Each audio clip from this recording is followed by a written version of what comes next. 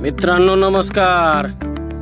सीताबाच्या कांद्यापासून direct आता माझ्या गवारीपाशी आलोय आणि आता गवार तोडण्याचं काम चालू आहे. ते मागच्या व्हिडिओमध्ये मी तुम्हाला सांगितलं होतं एकदा मागच्या ब्लॉगमध्ये की गवार तोडण्याचं काम चालू आहे. त्यावेळेस आंबेडकर जयंती होती आणि मुलांना सुट्टी होती ना, त्याच्यामुळे तेजस, गौरव आणि बाप्पू गवार तोडत होते.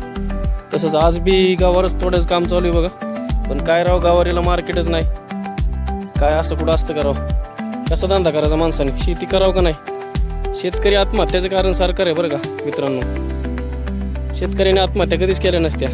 त्यांच्या तरकारीला, कांद्याला, ऊसाला हमी भाव दिला असता तर. हे बघा आता एक बकेट भरून तयार आहे आमच्या तेजसची. आणि गवारीचा असं प्लॉटिंग आहे आपला, छोटासा आहे बरं का, 10-12 गुंठ्याचा. इकडं तेजस, इकडं गौरव. एक बॅग भरली, अजून एक बॅग तिकडे वरती मोटरसायकलकडे नेली. आणि मित्रांनो दिसला का तुम्हाला? हा दिसला का? बघा झूम केलंय, कसा बघतोय बघा. त्याला माहिती आहे व्हिडिओ काढते ती. 24 तास संगती असतो बरं का आपल्या. रात्री भिजवायला निघालो तरी येतो माग.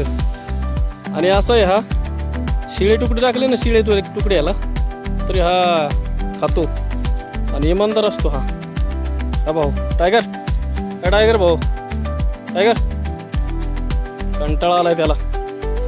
काय चाललंय? ये इकडे चल, ये जरा ब्लॉक मध्ये ये. काय चाललंय? मस्त आहे ना? कसा आहे टायगर भाऊ आमचा?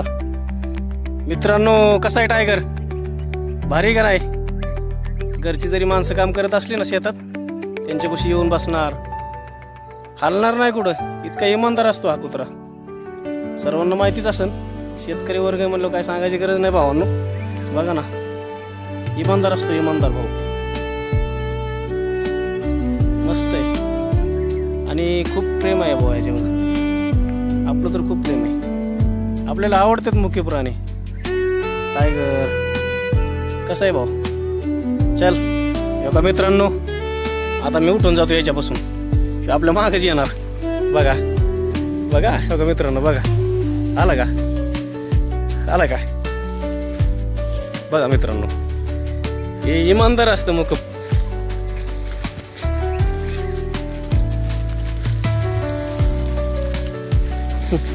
मागच येतोय तो बघा मित्रांनो. तो कुठं जाऊ शकत नाही, कारण मी त्याला बिस्किट खायला देतो. बिस्किट